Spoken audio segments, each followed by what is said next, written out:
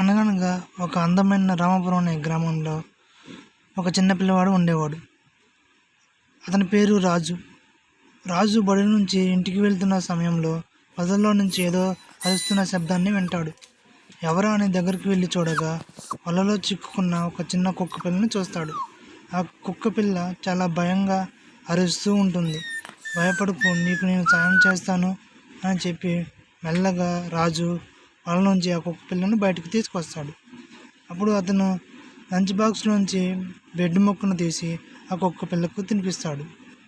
రాజు ఆ కుక్క పిల్లకు పప్పి అని పేరు పెట్టి తనతో పాటు ఇంటికి తీసుకువెళ్తాడు.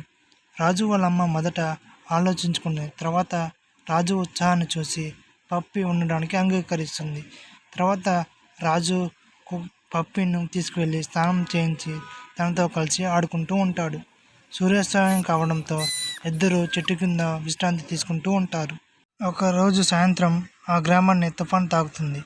నదికి వరదలు మొదలవుతాయి మరియు గ్రామస్తులు తమ తమ ఇళ్లను రక్షించుకోవడానికి పరిగెత్తుతూ ఉంటారు. రాజు మరియు పప్పి నది వైపు పరిగెత్తుంటారు. పరిగెత్తుతున్న నీటిలో ఒక చిన్న ద్వీపంలో చిక్కుకుపోయిన మేకల గుంపును చూస్తాడు రాజు. రాజు తన వేగవంతమైన ఆలోచనతో ఉపయోగించి చెట్టుకు తాడు కడతాడు. పప్పి తన నోటితో తాడుతో దీపానికి ఎదుర్కొంటూ వెళ్ళింది.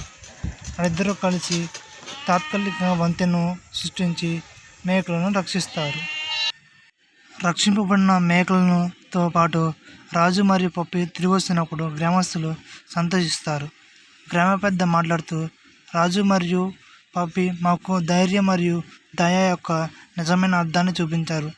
మేము మీ గురించి గర్విస్తున్నాము అని అంటాడు. రాజు మరియు పప్పిల స్నేహం కొనసాగుతూ ఉంటుంది. రాజు మరియు పప్పి ఒక చెట్టు కింద కూర్చొని సూర్యాస్తమాన్ని చూస్తూ ఆనందంగా ఉంటారు. ఈ వీడియో నచ్చితే మన ఛానల్కు సబ్స్క్రైబ్ చేసుకోండి, లైక్ చేయండి, అలాగే కామెంట్ చేయండి. నా ఛానల్కి సపోర్ట్ చేస్తారని కోరుకుంటున్నాను. Thank you so much.